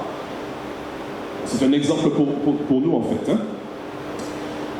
Et puis il rajoute, verset 27, « Je traite durement mon corps et je le tiens assujetti de peur, après avoir prêché aux autres, d'être moi-même disqualifié. » L'apôtre Paul, il introduit une notion dans sa relation avec Dieu, dans son acceptation de l'évangile. Il dit en fait que pour pouvoir rester sauvé, il va accepter de tenir son corps en bride, de l'assujettir, n'est-ce pas? Ça veut dire que l'apôtre Paul, il est conscient d'une chose, c'est que la manière dont nous vivons avec notre corps physique, la manière dont nous gérons notre vie physique, aura une influence sur notre capacité à acquérir, à accepter le salut, ou en tout cas à rester sauvé. Nous pouvons décider aujourd'hui d'être sauvés, et nous avons tout ce qu'il faut pour être sauvés, nous l'acceptons, mais l'apôtre Paul nous dit que parfois notre vie physique peut nous entraîner à perdre le salut, ou encore notre vie physique peut nous aider à rester sauvés. Donc, vous voyez, le message de la santé, en fait, c'est celui-ci. L'apôtre Pierre, lui, dit la chose suivante. Il va nous comparer à Dieu quelque part. Il dit, mais celui qui vous a appelé au salut, qui est-ce qui vous a appelé au salut? Qui c'est qui vous a appelé au salut? Donc Jésus, Dieu, d'accord. Lui, il est saint. Et puisqu'il est saint, alors vous aussi, vous devez être saint dans toute votre conduite. C'est-à-dire dans toute votre vie, en fait, il ne doit avoir que sainteté. La sainteté de Dieu, c'est quoi? En fait, c'est sa capacité à ne pas être souillé par le mal, par le péché, à être séparé entièrement de ce qui est mauvais, de ce qui est péché. Et Jésus, quand il nous appelle au salut, il nous dit que de toute manière, il nous faut devenir comme lui pour être scellés pour le salut. Nous devons passer de l'état de pécheur à l'état de sainteté. Donc il y a toute une transformation. La transformation en théologie, ça s'appelle comment là? La sanctification. La sanctification. Et la sanctification, donc c'est ça, c'est passer de je suis pécheur, je suis à l'opposé de Dieu, et je deviens comme Dieu. Je deviens comme Jésus. Je lui ressemble. Je suis séparé de tout ce qui est mal, de tout ce qui est péché. Alors, l'apôtre Pierre ici, il nous dit selon qu'il est écrit. Selon qu'il est écrit, vous serez saints car je suis saint. Alors, où est-ce qu'il prend cette affaire de selon qu'il est écrit? Alors, à son époque, à l'époque de l'apôtre Pierre, il n'y a qu'une source d'écriture pour dire selon qu'il est écrit. C'est ce que nous appelons, nous, aujourd'hui, l'Ancien Testament. Et l'apôtre Paul, l'apôtre Pierre, il va tirer cette idée d'un texte de l'Ancien Testament. Il y en a plusieurs dans l'Ancien Testament. J'ai pris celui-ci pour illustrer. Lévitique 11, verset 45. Vous connaissez de quoi ça parle, Lévitique 11? Ce texte que vous devriez connaître. Lévitique 11, ça parle. Bon, allez, on va voir tout à l'heure, c'est pas grave. Alors, car je suis l'Éternel qui vous ai fait monter du pays d'Égypte. Donc, Dieu parle à travers la bouche de Moïse. Donc, Moïse va écrire ce que Dieu lui dit de dire au peuple. Donc, Dieu dit, je suis l'Éternel qui vous ai fait monter du pays d'Égypte pour être votre Dieu et vous serez saints car je suis saint. Et quand vous lisez le contexte de ce passage, d'accord, auquel l'apôtre Pierre fait référence dans le Nouveau Testament, où il s'adresse à l'Église chrétienne, ce contexte, il est assez particulier. Alors regardez, verset 46, telle est la loi touchant les animaux, les oiseaux, tous les êtres vivants qui se meuvent sur les eaux, et tous les êtres qui rampent sur la terre, afin de distinguer de ce qui est pur, de ce qui est impur, l'animal qui se mange de l'animal qui ne se mange pas. L'apôtre Pierre fait référence à ce passage de l'Ancien Testament où Dieu dit « Je suis séparé de tout ce qui est mal, de tout ce qui est péché, et vous, peuple d'Israël, vous devez être comme moi, séparés de tout ce qui est mal et de tout ce qui est péché. Et pour vous aider à le faire, voilà ce que je vous propose de faire. De distinguer entre ce que vous pouvez manger et ce que vous ne pouvez pas manger à propos de la nourriture carnée, de la viande. Donc les viandes impures et les viandes pures. Donc, vous voyez, ce n'est pas un concept, comment dire, qui va nous inviter à faire nos propres efforts pour acquérir le salut, mais c'est bien parce que nous sommes sauvés que Dieu nous propose ensuite d'être sanctifiés, c'est-à-dire d'être transformés, et il va mettre plusieurs aides, plusieurs béquilles pour nous aider dans ce processus-là. Et l'une de ces béquilles, c'est à propos de notre alimentation. Alors, ici, on touche à ce qu'on appelle le type et l'antitype. Donc ça, c'est de la théologie. Le type, en fait, c'est une illustration. C'est quelqu'un, ça peut être quelqu'un, une chose, une circonstance, voilà, qui va illustrer une vérité encore plus grande et plus générale. Donc, l'antitype accomplit le type. Alors, ici, c'est quoi le type? Le type, c'est Israël, le peuple d'Israël. Le peuple d'Israël va illustrer quelle est la destinée et quelle est la relation que le chrétien, que l'Église doit avoir avec Dieu. Donc, Israël, lorsque nous regardons comment Dieu propose à Israël de vivre avec lui, nous comprenons tout de suite comment Dieu nous propose en tant qu'Église chrétienne de vivre avec lui. Alors, regardez, le peuple d'Israël, il a été sauvé par la grâce, n'est-ce pas? C'est pas lui. Le peuple d'Israël n'a rien fait pour être libéré. Ils en étaient incapables. Ils étaient esclaves en Égypte. Et Dieu dit, parce que je vous aime, je vous sauve. Et il leur propose ce salut. Et le peuple doit se mettre debout et commencer à marcher en tant que sauvé, n'est-ce pas? Racheté de l'esclavage d'Égypte. De la même manière, en tant que chrétiens, nous acceptons, nous admettons que nous sommes sauvés de l'esclavage du péché par grâce également. Nous n'avons aucun moyen personnel de nous sauver. Dieu nous propose sa grâce, il nous l'accorde et nous la saisissons. Donc voilà, type et entité. Deuxième idée, quand Dieu sauve le peuple d'Israël d'Égypte par sa grâce, il veut le conduire en Canaan et il veut qu'il soit son peuple personnel dans ce pays de Canaan. Et pour qu'il soit son peuple dans le pays de Canaan, il va lui donner un certain nombre de béquilles, on a dit tout à l'heure, par exemple les 10 commandements. Il va leur donner des commandements liés à la vie sociale, à la vie civile, à l'agriculture, etc. Il va organiser leur vie de telle manière que le peuple d'Israël soit son peuple en Canaan. Et il leur donne également des instructions liées à leur alimentation. Le but de Dieu, en fait, c'est que le peuple d'Israël soit heureux là, en Canaan. Mais le but également de Dieu, c'est que parce que le peuple d'Israël serait un modèle de relation en Canaan, que les autres nations environnantes puissent observer et désirer devenir des Israélites. Parce que ça, en fait, c'est l'évangile et c'était déjà contenu dans l'Ancien Testament. Les peuples vous verront et ils viendront à vous. D'accord? Ça, c'est génial. L'Église, en tant que chrétien, nous sommes invités à être le peuple de Dieu sur la nouvelle terre, pour l'éternité. De la même manière, Dieu nous propose ces béquilles qui vont nous permettre de travailler, de contribuer à notre sanctification, à notre transformation. Passer de « je suis pécheur » à « je suis à l'image de Dieu ». Ensuite, le peuple d'Israël, il a été sauvé, on lui a donné les ordonnances, mais lui devait se préparer à être saint comme Dieu pour pouvoir vivre en Canaan. Et nous aussi, nous devons être comme le peuple d'Israël, c'est l'identité, nous devons nous préparer à être saints comme Dieu pour pouvoir vivre sur la nouvelle terre dans la présence de Dieu. Est-ce que c'est clair jusqu'à présent? D'accord? N'hésitez pas à poser des questions si vous le voulez. Alors, même si on ne répond pas aujourd'hui, on pourra répondre une autre fois. Alors, voilà un exemple de prescription liée à notre vie physique, mais qui va favoriser notre sainteté spirituelle. Et je vous propose de développer cela et de réfléchir dessus. Lévitique 3, verset 17, c'est Dieu qui parle et qui dit à travers Moïse, c'est une prescription perpétuelle, c'est-à-dire qui doit durer tout le temps pour vos descendants partout où vous habiterez. Vous ne mangerez ni graisse ni sang. Alors ce qui est bien ici déjà, à propos du sang, c'est que les adventistes acceptent qu'il ne faut pas consommer de sang. Alors parfois on leur dit, oui mais écoutez, ça c'est dans la loi de Moïse. Ben non, si vous lisez par exemple Acte 15, dans Acte 15, les chrétiens, après Jésus,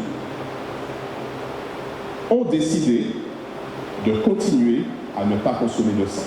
Aucun chrétien, aucune personne qui se dit chrétien et qui accepte la Bible comme parole de Dieu et comme règle de vie ne devrait consommer de sang. Ça n'existe pas. On ne devrait pas avoir de chrétiens qui consomment du boudin rouge. Bon. Et vous ne mangerez ni graisse. On va travailler sur cet aspect. Vous ne mangerez ni graisse ni sang. Pas de graisse. Alors, le peuple d'Israël, pour obéir à cela, avait une façon très particulière de préparer la viande quand ils en consommaient.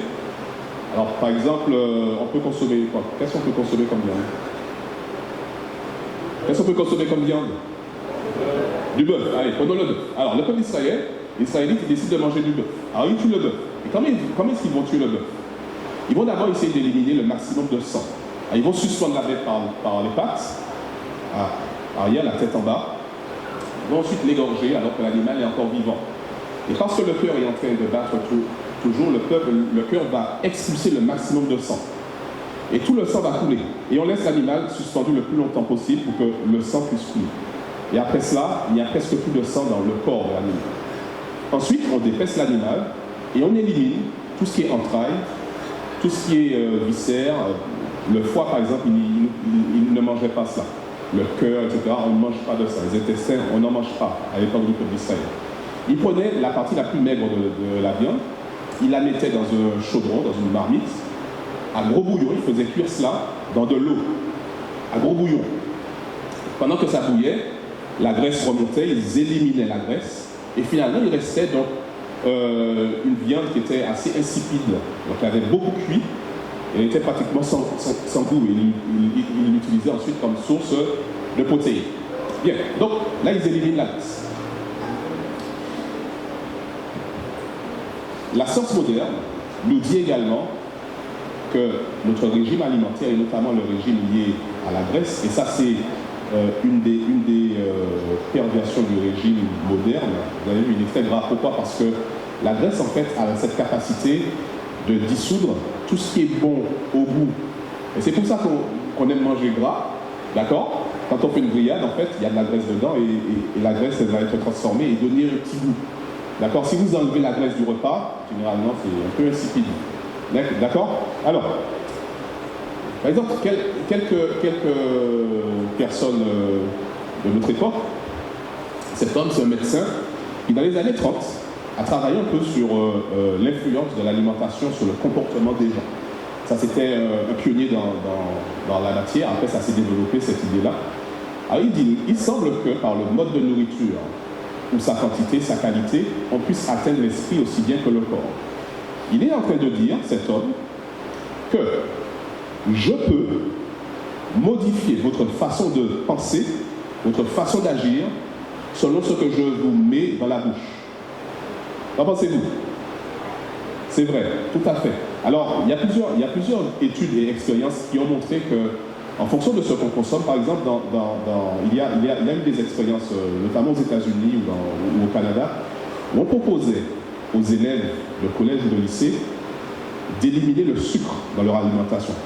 L'école, l'établissement s'était organisé de telle manière qu'il n'y ait plus de produits sucrés, de soda, etc. Et les enfants sont passés d'attitudes qui sont des attitudes désagréables dans un cadre scolaire, où ils étaient souvent en échec scolaire, à des attitudes qui étaient celles de vrais élèves. Calme en classe, quel bonheur. Calme en classe, calme dans la cour, pas de bagarre, et travailleurs. Alexandra, tu souris, Eliezer aussi, Patrick, on rêve de ça, n'est-ce pas? En tant qu'enseignant, voilà. Mais actuellement, lorsque je vois certains de mes élèves, qui le matin, ils arrivent à 7h30, ils ont le soda à la main et la sucette dans la bouche et le paquet de chips dans le sac. Vous imaginez un petit peu ce que ça fait comme... voilà. Et donc, on a cette impression, en fait, lui, en tout cas, il a bien proposé ça. Ici, donc, une revue de psychiatrie, de neurosciences, 1993, a posé une question, en fait, qui décrit le contenu de l'article qui sera développé, si vous voulez, vous pouvez rechercher. Un apport de gras peut-il contribuer à la psychopathologie? Qu'est-ce que ça veut dire quoi, psychopathologie? Je te surprends. Ça veut dire, alors, pathologie, c'est quoi? Maladie, psycho, de la tête. Est-ce qu'un apport de gras peut contribuer à développer des maladies mentales? Des différences culturelles définies dans le régime peuvent-elles expliquer les différences de comportement dans différentes cultures? Donc, ces spécialistes-là, ces scientifiques, ils se sont posés cette question et ont essayé de l'analyser et d'y répondre. Dans l'article et dans d'autres articles, ils arrivent à la conclusion qu'il y a une forte relation entre la consommation excessive de gras et puis la maladie mentale ou des comportements qui ne seraient pas socialement corrects. Voilà. Alors, on va voir une situation biblique. Alors, excusez-moi, je suis un peu plus long cette fois-ci parce qu'on a dû avoir un peu plus long. Voilà, donc vous me supportez encore 10 minutes. Alors, voilà deux situations qui vont illustrer cet aspect-là. Donc, vous vous souvenez, Dieu dit, vous n'allez pas consommer la graisse. Les spécialistes modernes reconnaissent que l'excès de gras non seulement nuit au corps, mais également nuit à l'esprit. Vous savez que l'esprit, en fait, c'est dans notre esprit que se développe notre vie spirituelle. Si notre esprit est en mauvaise santé, d'accord, notre vie spirituelle risque d'être en mauvaise santé également. Alors je ne dis pas forcément que tous ceux qui sont malades sont en mauvaise santé spirituellement, c'est pas ce que je dis. Mais lorsque nous transgressons un certain nombre de règles d'hygiène alimentaire, à ce moment, nous mettons notre corps en danger mais également notre esprit et notre vie spirituelle en danger. Alors voilà deux exemples pour illustrer cela dans la vie. Alors, les fils d'Élie, vous connaissez les fils d'Élie. Élie, c'est le souverain sacrificateur, un peu avant l'époque du prophète Samuel. Le souverain sacrificateur, il a 2 fils, Hophni et Phiné, qui doivent le succéder quand il sera mort. Ils sont prêtres, ils sont sacrificateurs, ils sont censés instruire par ce qu'ils vont dire, mais également par leur exemple, le peuple dans la voie de la sainteté. Ces fils sont dit, ils étaient des vauriens parce que finalement, ils ne connaissaient pas l'Éternel. Ça veut dire qu'ils n'avaient pas de relation personnelle, particulière, intime avec Dieu. En tout cas, ils étaient encore des croyants en apparence, mais dans leur relation avec Dieu, ils étaient des païens. D'accord? Ça peut arriver à n'importe qui ici dans cette salle, à vous comme à moi. Nous pouvons être des chrétiens en apparence, et puis intérieurement, nous n'avons plus aucune relation, nous ne connaissons plus l'Éternel. Nous devons faire attention à cela. Et parce qu'ils ne connaissaient pas l'Éternel, ils ont adopté un certain nombre de comportements déviants par rapport à ce que Dieu demandait. Voilà ce qui est écrit dans 1 Samuel. Même avant qu'on fasse brûler la graisse, le serviteur du sacrificateur arrivait et disait à celui qui offrait le sacrifice, donne de la viande à rôtir pour le sacrificateur. Il n'acceptera pas de toi de la viande cuite, mais de la viande crue. Et si l'homme lui disait, on fera d'abord brûler la graisse, tu prendras ensuite ce qui te plaira, le serviteur répondait, non, tu donneras maintenant, sinon je le prends de force. Ces hommes-là, quand les personnes qui venaient au sanctuaire venaient pour faire un sacrifice d'action de grâce, donc on devait tuer l'animal, on devait ensuite enlever tout ce qui est la graisse, les viscères, et brûler tout ça sur l'autel. Et ensuite, on partageait la viande, le reste de la viande, entre le sacrificateur et celui qui offrait l'offrande. Et ils pouvaient manger. Ils mangeaient, comme on a dit tout à l'heure, en faisant bouillir. Mais les fils d'Élie, Hophni et Phiné, eux, ils ne veulent pas faire bouillir. Parce que quand c'est bouilli, il n'y a plus la graisse dedans, et c'est insipide, il n'y a plus de goût. Par contre, quand ils prennent avant de faire bouillir, et qu'ils vont le faire griller, les rôtis, il y aura une bonne odeur, un bon goût, et ça c'est délicieux, n'est-ce pas? Une bonne grillade. Bien, alors eux, ils veulent le goût de la grillade, ils veulent le goût de la graisse. Ils sont entrés en opposition claire avec ce que Dieu demande. Alors, ces hommes, on les décrit ensuite dans la suite du chapitre comme étant tellement pervers qu'ils allaient jusqu'à coucher avec des femmes dans le sanctuaire.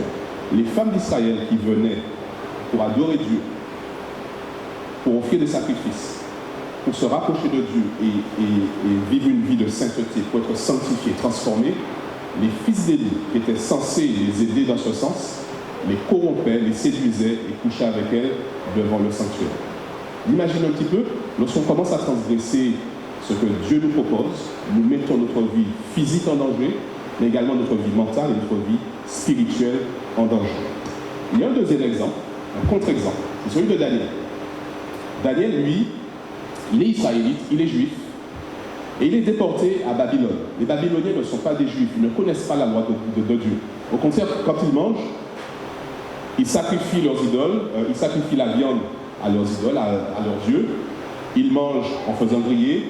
Ils ne font pas tout ce que les Juifs font en éliminant le sang. Donc Daniel, il se trouve dans ce contexte-là. Et on dit que Daniel, il prend la décision ferme de ne pas se souiller parce que les Babyloniens, le roi de Babylone, lui propose de consommer. D'accord? Alors Daniel, qu'est-ce qu'il va faire? Il va préférer consommer des légumes, certainement cuits à l'eau. Vous avez déjà mangé des légumes cuits à l'eau? Est-ce qu'ils sont aussi gustativement parlant, aussi goûteux qu'un bon steak grillé? Non. D'accord? Même si vous aimez les légumes, moi j'aime bien les légumes, mais il faut être honnête, ça n'a pas le même goût. Un légume cuit à l'eau, il est insipide, il faudrait mettre des choses dedans. D'accord? Mais il préfère manger insipide, il préfère boire de l'eau sans goût, plutôt que de boire du vin et que de manger des viandes dont la préparation ne serait pas favorable à sa santé. Après cette décision, le texte nous dit que Daniel avait meilleure mine et plus d'embonpoint que tous les autres. Il est devenu costaud, et puis son visage, il était beau, et puis il réfléchissait bien, d'accord? Le texte nous dit que Dieu accorda. Ce n'est pas le régime de Daniel qui lui a accordé cette sagesse. Ce n'est pas Daniel qui a développé cette sagesse. Dieu, dans sa grâce, accorde à Daniel, le sanctifie, le purifie, l'aide à grandir, il lui accorde du discernement, de la sagesse, de l'intelligence. D'accord? Donc, quand on compare ces deux exemples, on a la conclusion suivante. Les fils d'Élie, ils étaient dans un contexte. Alors, les fils d'Élie, ils ont désobéi au principe de santé. D'accord? Daniel, lui, il a pris la décision d'obéir fermement au principe de santé. D'accord? Opposition. Dans cette opposition, on s'aperçoit qu'il y a une conséquence. Les fils d'Élie, ils étaient dans un contexte qui était un contexte de sanctification. Tout était prévu.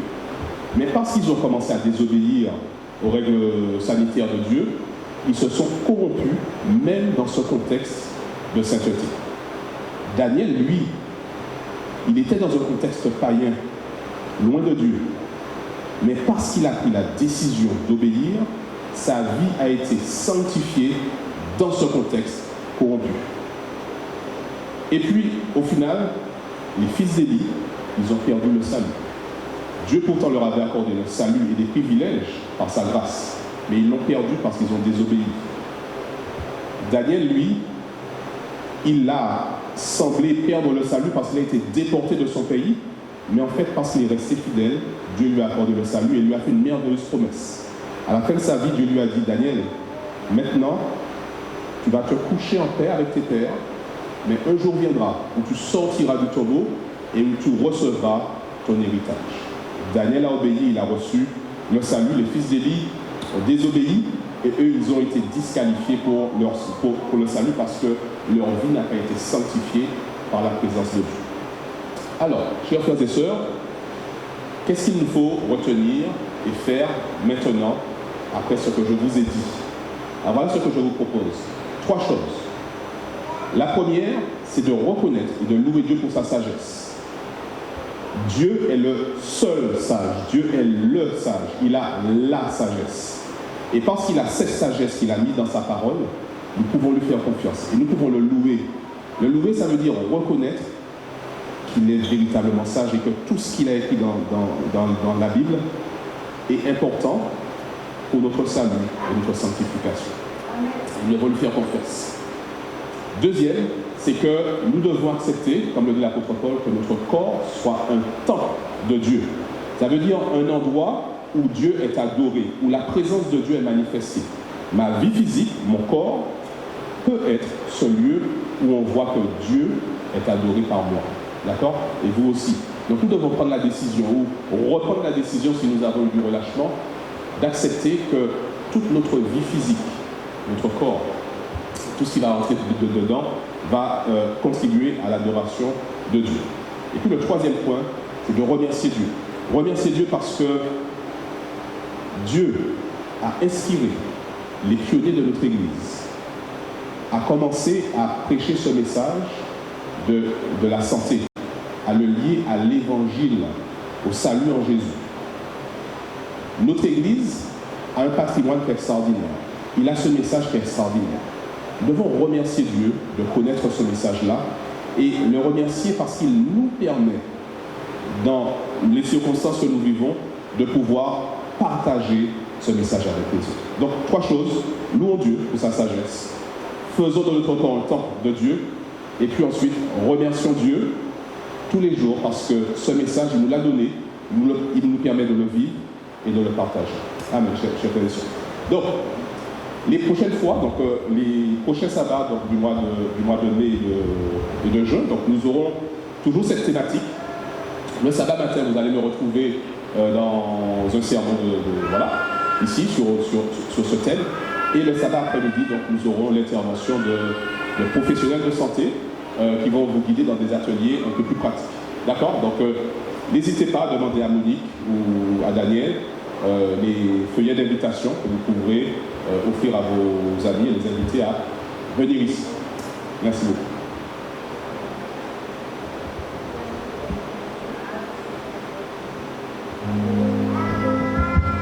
Je vais vous inviter à vous tenir debout et notre dernier chant, ce sera le chant thème du département de santé qui dit Jésus sauve, il guérit, baptise de l'esprit et nous sommes invités à l'acclamer aujourd'hui et pour tout le temps. Nous allons chanter debout. On dit ensemble. Jésus sauve, il guérit, il baptise de l'esprit, il revient, roi de gloire, et nous l'acclamons.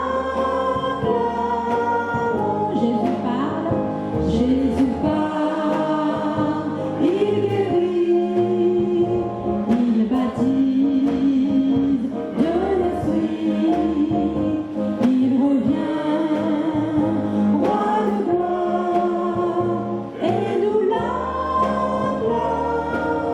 Il touche également, Jésus touche, il guérit, il baptise de l'esprit, il revient, roi de gloire, et nous l'acclamons. Prions. Au Dieu notre Père, nous voulons te remercier ce matin parce que ta parole est une parole qui est vivante et puissante et elle est aussi actuelle. Elle s'adresse à chacun d'entre nous dans notre quotidien. Merci de nous rappeler que ton amour nous veut à tes côtés pour l'éternité. Et tu veux nous sauver, tu nous as appelés. Et tu veux également que nous soyons comme toi, que nous soyons sanctifiés. Alors merci pour tout ce que tu fais comme œuvre en nous. Merci parce que tu disposes nos pensées à accepter ton message et tes invitations. Et nous voulons te demander et te donner l'autorisation de faire ta volonté dans nos vies à partir de maintenant.